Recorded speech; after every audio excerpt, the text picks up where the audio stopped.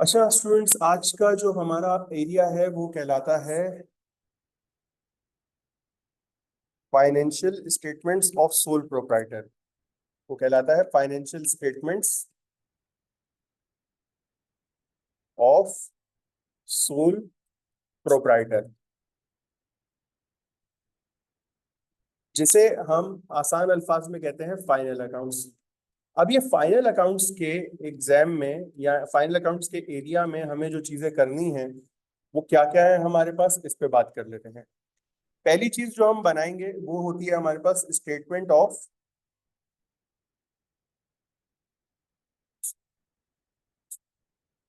Comprehensive income.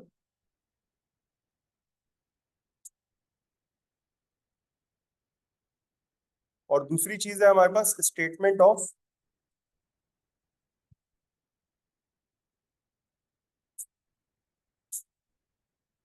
Financial position.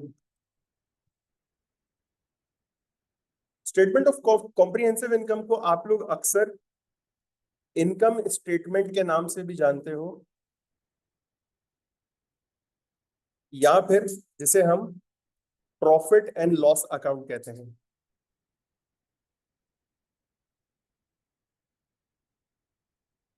और statement of financial position को हम लोग बैलेंस शीट के नाम से जानते हैं। जब मैं बात करता हूं स्टेटमेंट ऑफ कॉम्प्रिहेंसिव इनकम की,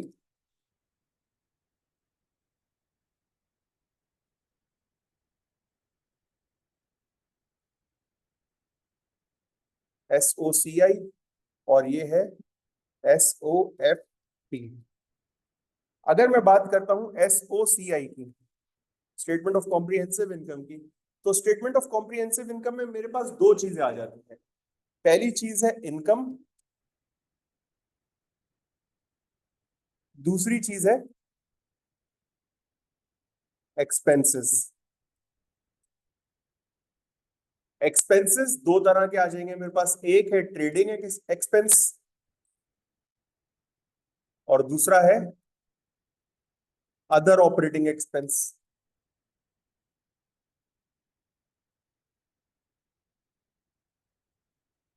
ट्रेडिंग एक्सपेंस और इनकम मेरे पास होती है एक ट्रेडिंग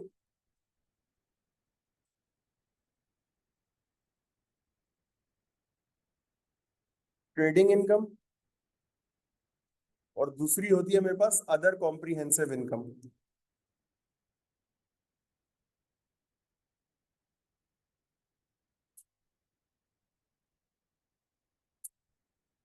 हमेशा हमारी जो स्टेटमेंट ऑफ कॉम्प्रिहेंसिव इनकम है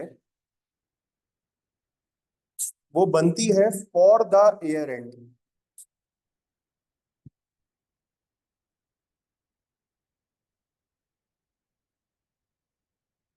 फॉर द ईयर एंडेड, जो भी साल खत्म हो रहा है उस साल के लिए बन जाएगी। फॉर एग्जांपल, अगर मैं बात करता हूँ 2020 की, तो ये बन जाएगी फॉर द ईयर एंडेड 2020। अगर ये 2021 है तो ये बन जाएगी 2021 एंड 2022 एंड सो फोर्थ। जो भी आपका ईयर है आप उस साल की बनाओगे।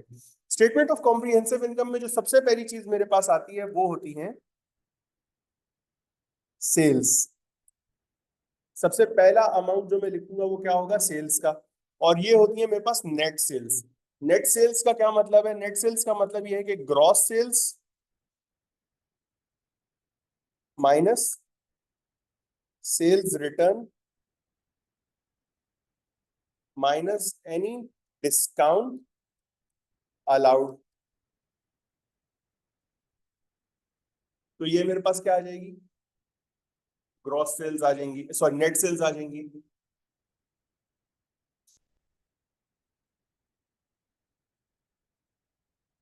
इसमें से मैं माइनस करता हूं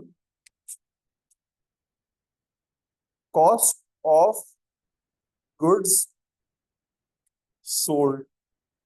जो चीजें बेची हैं उनकी कॉस्ट कितनी थी मेरे पास, मतलब वो मुझे कितने की पड़ी थी। कॉस्ट ऑफ गुड्स सोल्ड निकालने का तरीका क्या है मेरे पास, opening inventory,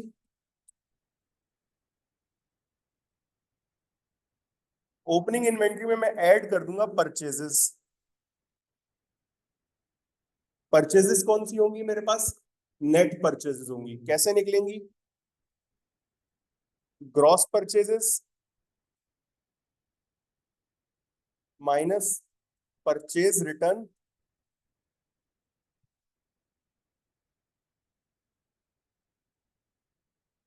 minus discount received. तो मेरे पास यहां पे क्या आ जाएगी? Net purchases. और फिर आखिर में इधर से माइनस कर दूंगा मैं क्लोजिंग इन्वेंट्री।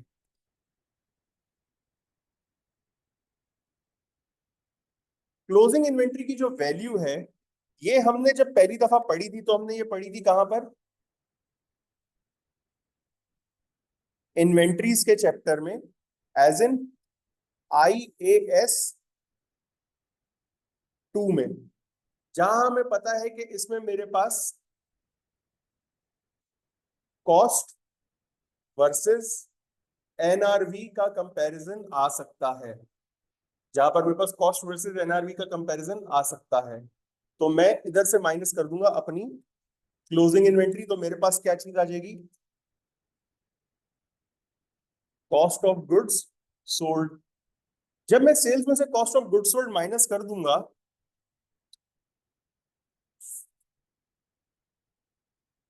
तो मेरे पास जो फिगर आता है उसे कहा जाता है ग्रॉस प्रॉफिट या फिर लॉस।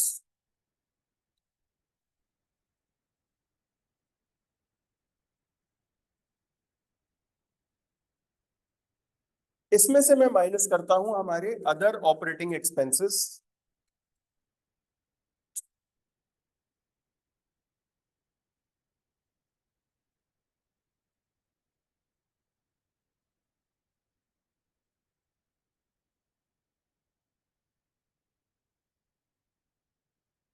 तो मेरे पास जो चीज आती है उसे कहा जाता है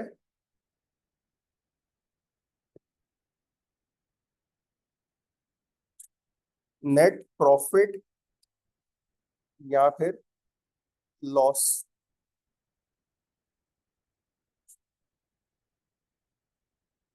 ये नेट प्रॉफिट या लॉस जो है, ये ट्रांसफर हो जाता है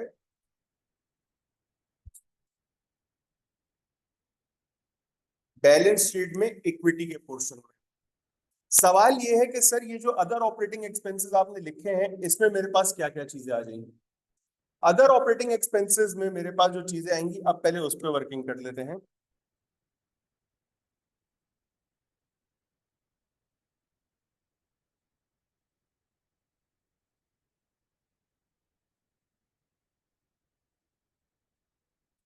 अदर ऑपरेटिंग एक्सपेंसेस में सबसे पहले मैं बात करूंगा प्रीपेड एक्सपेंसेस की। सबसे पहले मैं बात करूंगा किसकी? प्रीपेड एक्सपेंसेस की। हमें ये पता है जितने भी मेरे प्रीपेड एक्सपेंसेस होते हैं, ये वो एक्सपेंसेस हैं जिनकी पेमेंट मैंने एडवांस में की है, लेकिन अभी तक मैंने वो एक्सपेंसेस इनकर नहीं किए।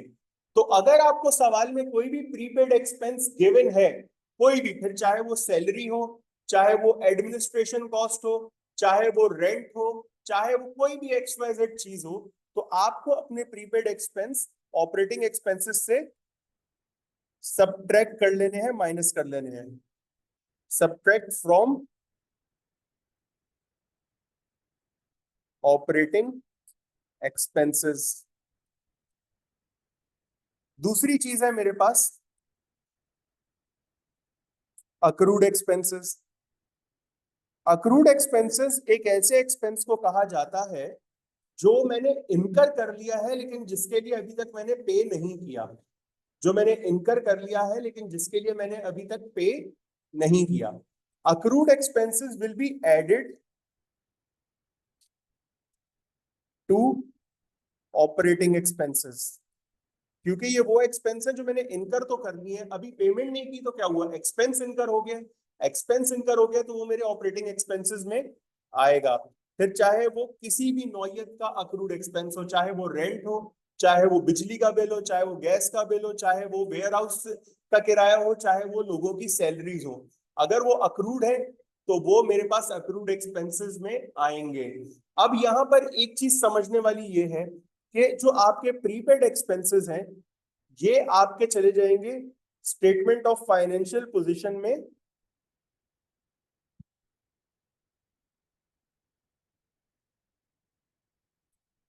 करंट एसेट में। और जो आपके अक्रूड एक्सपेंसेस हैं ये इनकम स्टेटमेंट के साथ साथ स्टेटमेंट ऑफ फाइनेंशियल पोजीशन में करंट लायबिलिटी में भी जाएंगे। कहां जाएंगे? करंट लायबिलिटी में। आई बिलीव यहां तक सबको समझ आ गया होगा।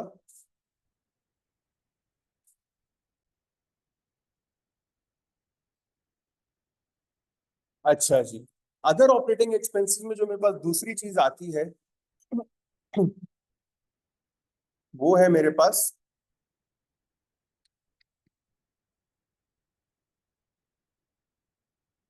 डेप्रिसिएशन। डेप्रिसिएशन जो हम लोगों ने पढ़ी थी चैप्टर नंबर 6 में, इन अदर वर्ड्स IAS 16 के तहत। अच्छा, most of the time examiner जो डेप्रिसिएशन सबसे ज्यादा टेस्ट करता है इन फाइनल अकाउंट्स, वो है आइदर स्ट्रेट लाइन, या जैसे हम SLN भी लिखते हैं, या फिर दूसरी वो क्या टेस्ट करेगा?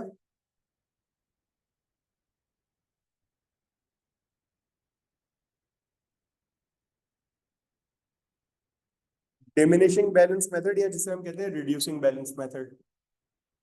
एग्जामिनर ये दो चीजें सबसे ज्यादा टेस्ट करता है।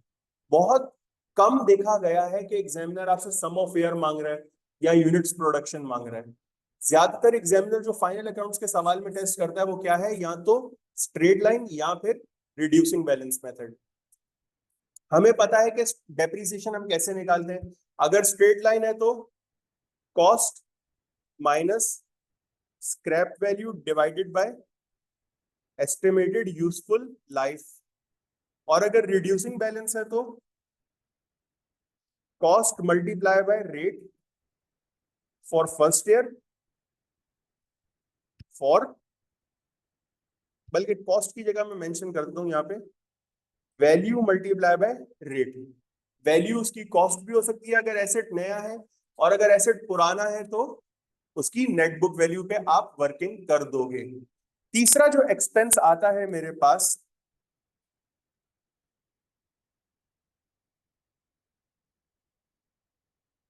तीसरा जो एक्सपेंस आता है मेरे पास, सॉरी, वो आता है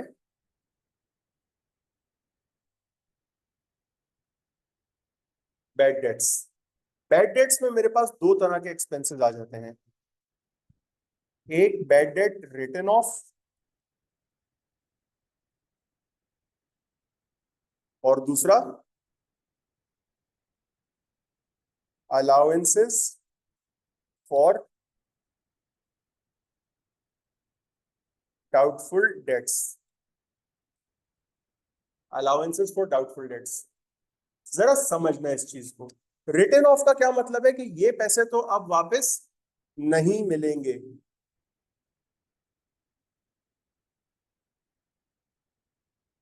तो ये तो एक्सपेंस में जाएंगे ही जाएंगे। जब बात की जाती है अलाउंसेस की तो मेरे पास फिर दो चीजें आ जाती हैं, या तो मेरा अलाउंस इंक्रीज हो रहा है या मेरा अलाउंस डिक्रीज हो रहा है। इंक्रीज और डिक्रीज में कैसे निकालता हूं? इंक्रीज और डिक्रीज में निकालता हूं opening allowance minus closing allowance से।